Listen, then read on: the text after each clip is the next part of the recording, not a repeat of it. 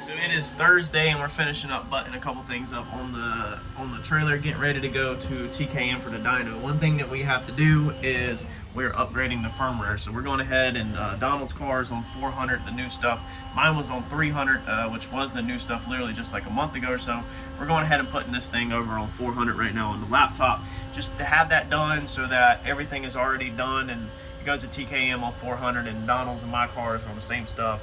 Randy's car I think is on the 400 now, and everything is just equal. So we're gonna get this downloaded and get the firmware updated on the car, and then we just got a couple odds and ends to do. So we just changed the crank and fuel multiplier is what John called it. Basically he was explaining, let me see if I can dumb this down. Okay, we got to send this to the car. Is that on the issue with the no fuel pressure? Now we put in the new sensor. We got to clean this up here in a second if it works. But you basically have the pump. Okay, so the fuel cell gravity feeds the pump. The pump's down low. We tested that in a previous video with water. If you remember that video, the water just immediately poured out the fuel line. And we tested out when we were building the fuel system. So we cleaned the water out of it and all that. Now it's on fuel. So just from the weight of the fuel in the tank, it's continuously full. The pump is always full, okay? From the pump up is where it becomes kind of theory, as John calls it in his opinion or his theory.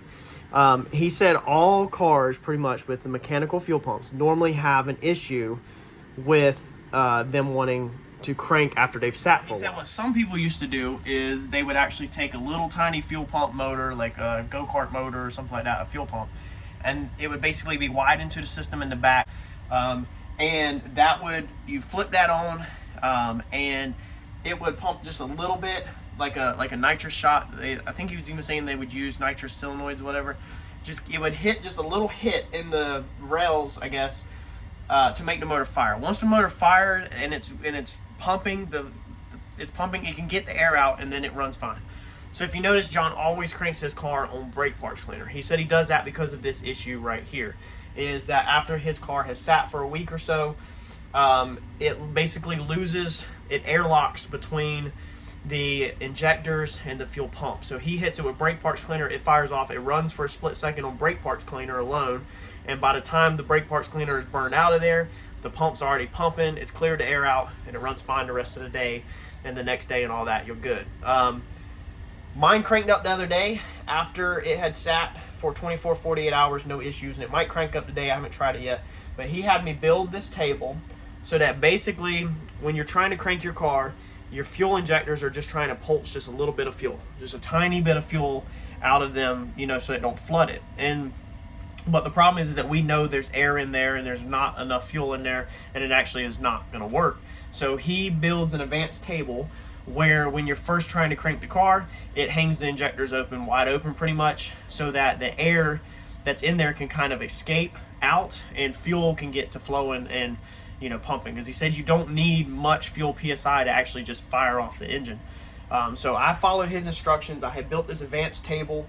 I've done exactly like he's told me, and we're going to see if this thing cranks up moving forward easy. This is the same exact advanced table that Donald has in his car, that Devin, that wired Donald's car, Hate Crime Racing, shout out to him, that he built. So Devin also puts the same exact advanced table in all the race cars that Devin does.